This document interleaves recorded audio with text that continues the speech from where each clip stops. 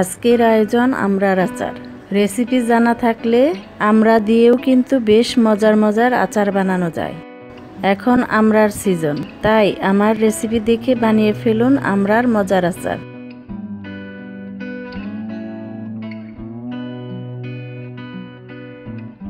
এখানে 1.5 কেজি আমড়া নিয়েছি। আমড়ার ছিলকাটা ফেলে সিদ্ধ করে নিয়েছি। আমড়াগুলো সেদ্ধ করে নেয়ার পর দেখতে ঠিক এরকম হবে।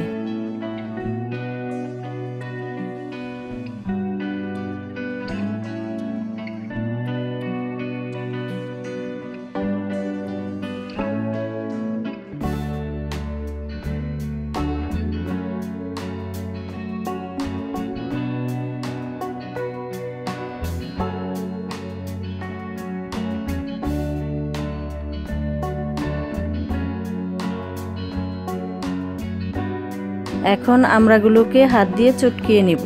আমড়া কিন্তু শক্ত হয়।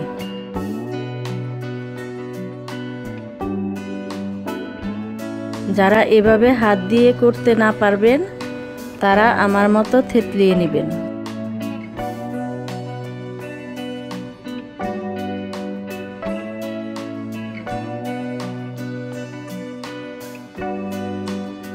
এখন আমড়ার বিচিগুলো ফেলে দেব।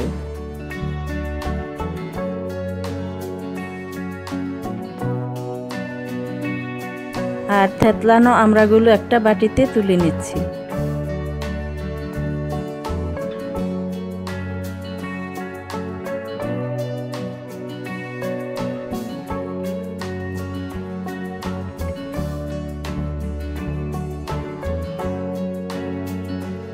আচারের জন্য একটা মশলা লাগবে। মশলাগুলো আমি হালকা ভেজে নিয়েছিলাম। এখন একটা ব্লেন্ডারে নিয়ে নিচ্ছি। এখানে আছে 1 চা চামচ জিরা, 1 চা চামচ ধনিয়া,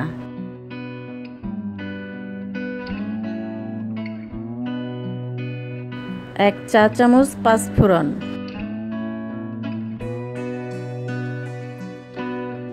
দিচ্ছি 1 চা চামচ মৌরি, কিছু দারচিনি, কয়েকটা এলাচ,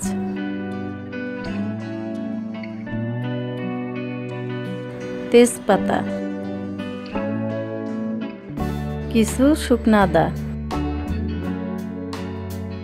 2টা শুকনা মরিচ। এখন খুব মিহি করে ব্লেন্ড করে নেব। একটা বাটিতে মশলাটা ঢেলে নিচ্ছি।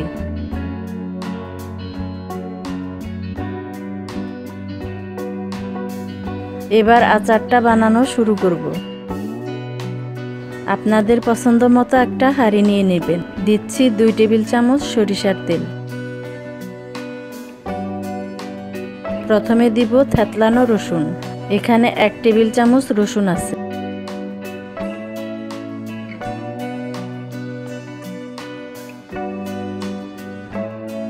রসুনটা হালকা বাদামি হয়ে আসলে দিয়ে দিব 1/2 চা চামচ হলুদ গুঁড়া।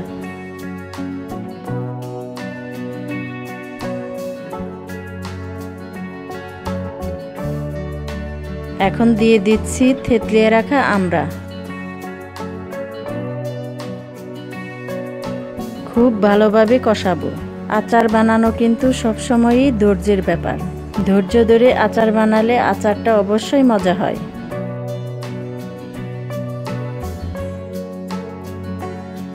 দিচ্ছি স্বাদ অনুযায়ী লবণ। এখন দিব 1 চা চামচ মরিচের গুঁড়া। মরিচ আর লবণটা মিশিয়ে নিচ্ছি।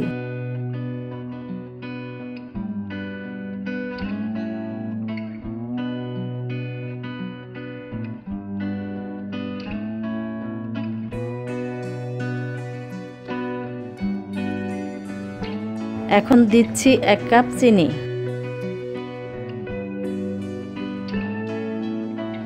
1 কাপ আখের গুড়। চিনি এবং গুড়ের পরিমাণটা যার যার পছন্দ অনুযায়ী দিবেন। দিচ্ছি 1 কাপ সিরকা।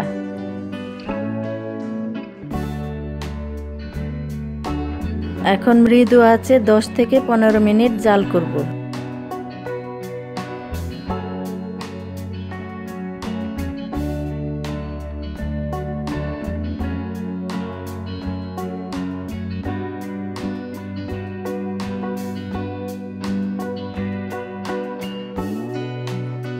এখন গুঁড়ো করে রাখা মশলাটা দিয়ে দিব।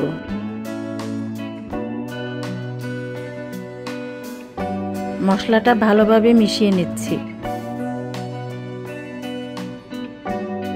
এখন আবার 10 থেকে 15 মিনিট জাল করব।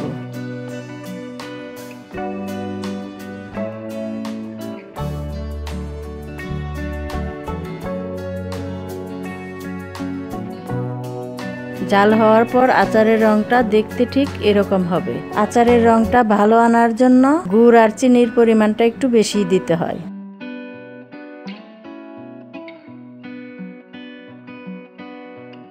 আমড়ার আচার বানানোটা শেষ। আচারটা খুব ভালো মতো ঠান্ডা করে নিতে হবে। আচারটা ভালো মতো ঠান্ডা হয়ে গেলে আপনাদের পছন্দ মতো বয়ামে তুলে নেবেন।